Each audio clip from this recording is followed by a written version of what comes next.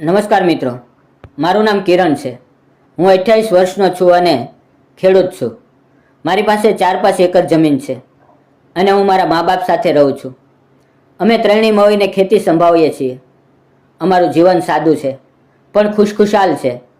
લગભગ 1 વર્ષ પહેલાં મારી માસીની દીકરી એટલે કે પરિણીતાના પતિનું અચાનક અવસાન થઈ ગયું.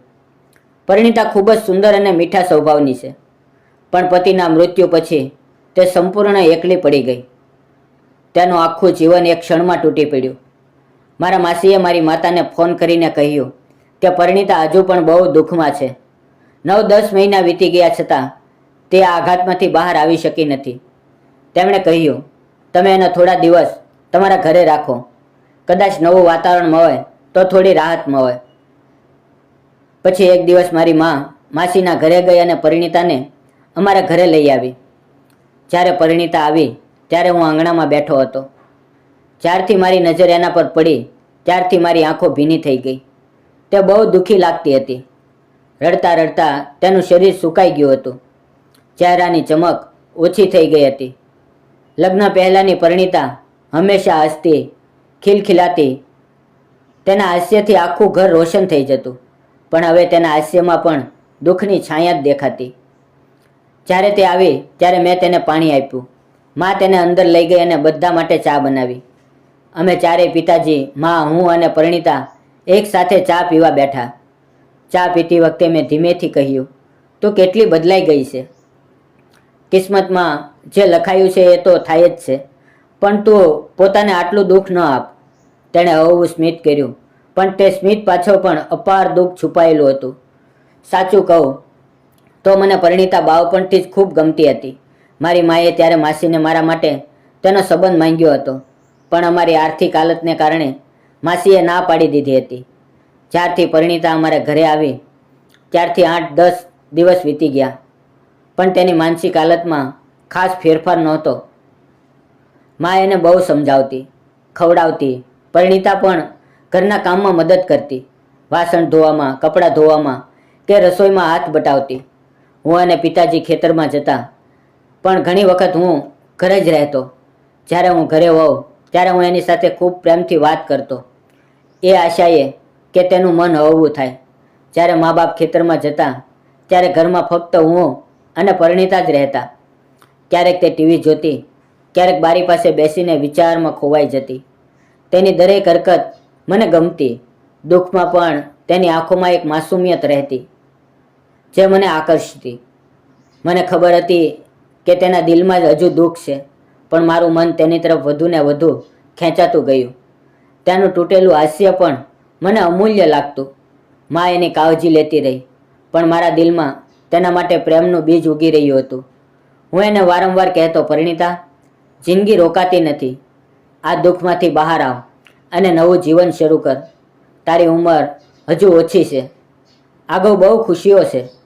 એને ખુશ રાખવા હું એને ક્યારેક ખેતરમાં ફરવા લઈ જતો, ક્યારેક ગામના મેળામાં, ક્યારેક બજારમાં. આ બધાને કારણે તેના ચહેરા પર ફરીથી સ્મિત આવવા લાગ્યું. હવે તે મારી સાથે ખુલ્લા દિલથી વાત કરતી. પહેલાં જેવી હસતી, ખિલખિલાતી પરિણીતા પાછી આવી રહી હતી. અમારી નજરો વારંવાર મળતી અને તે નજરમાં બોલ્યા વગર જ બધું કહેવાઈ જતું. આ રીતે 3-4 મહિના વીતી ગયા. પરિણીતા હવે ઘણી બદલાઈ ગઈ હતી. તેની આંખોમાં મારા માટે અલગ જ ચમક આવી ગઈ હતી.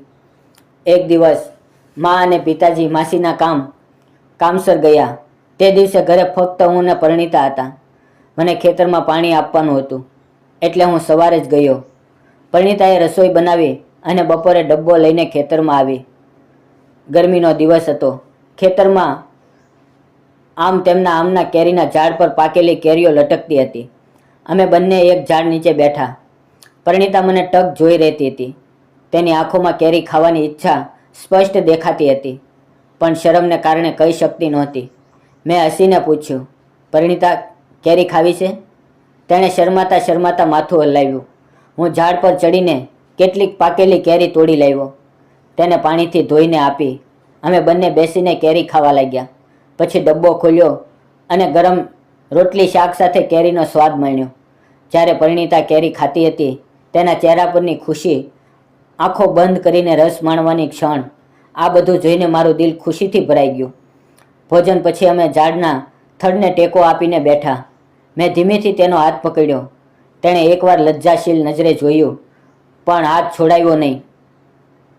મારી ધડકન વધી ગઈ. મેં ધીમા અવાજે કહ્યું, પરિણીતા, મારે તને એક વાત કહેવી છે. તેણે કહ્યું, કહો. હું કાપતા અવાજે બોલ્યો, પરિણીતા, હું તને ખૂબ પ્રેમ કરું છું. આ પ્રેમ તો તારા લગ્ન પહેલાંથી જ છે, પણ મને ક્યારેય હિંમત ન થઈ કે તને કહી શકું. તારા લગ્નના દિવસે મારું દિલ તૂટી ગયું હતું. તેની આંખોમાં આંસુ આવી ગયા. તેણે કહ્યું, તો તે વાત પહેલાં કેમ ન કહી? મેં દુઃખીથી કહ્યું, કારણ કે તારા પપ્પાએ અમારી આર્થિક હાલતને કારણે ના પાડી દીધી હતી. માં ઘણી વખત વાત કરી હતી, પણ પરિણીતાએ મારો હાથ મજબૂતીથી પકડ્યો, મને ગળે લગાડ્યો અને રડવા લાગી. તે રડતા રડતા બોલી, તું પણ મને ખૂબ ગમે છે. તારા કારણે હું આ દુઃખમાંથી બહાર આવી છું. જો તું ન હોત તો કદાચ હું જીવી ન શકત. મેં તેની આંખોમાં જોઈને કહ્યું, પરિણીતા, હું તારી સાથે લગ્ન કરવા માંગુ છું.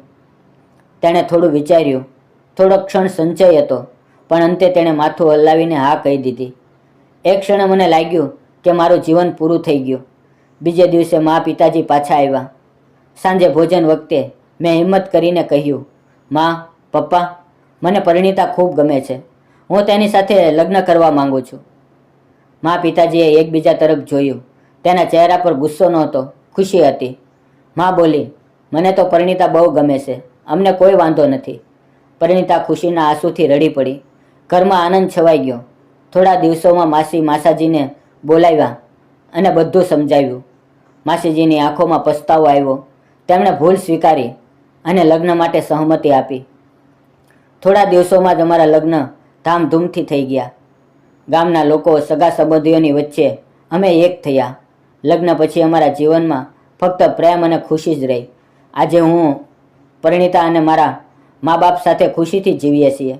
હું પરિણીતાને દિલથી પ્રેમ કરું છું અને તે પણ મને તેનાથી વધુ પ્રેમ કરે છે. મિત્રો, તમને શું લાગે છે? અમે લગ્ન કરીને સાચું કર્યું કે ખોટું? તમારું મત કોમેન્ટમાં જરૂર જણાવજો. સાચો પ્રેમ ક્યારેય પરિસ્થિતિ જોતો નથી. એ તો દિલની સચ્ચાઈ પર અને વિશ્વાસ પર ટકે છે. જ્યારે કોઈને દુઃખમાંથી બહાર લાવીએ, તેની કાળજી લઈએ, ત્યારે એ પ્રેમ આજીવન અડગ રહે છે. પૈસા કે કુટુંબ કરતાં પણ સાચો પ્રેમ વધુ મૂલ્યવાન છે. જો જીવનમાં સાચો પ્રેમ મળે તો એને ક્યારેય છોડશો નહીં.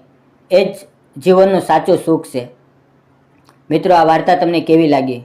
કોમેન્ટમાં જરૂર જણાવજો. અને જો સારી લાગી હોય તો લાઇક, શેર અને સબસ્ક્રાઈબ જરૂર કરજો. ફરી મળશું મિત્રો એક નવા વિડીયો સાથે. ત્યાં સુધી ધન્યવાદ મિત્રો.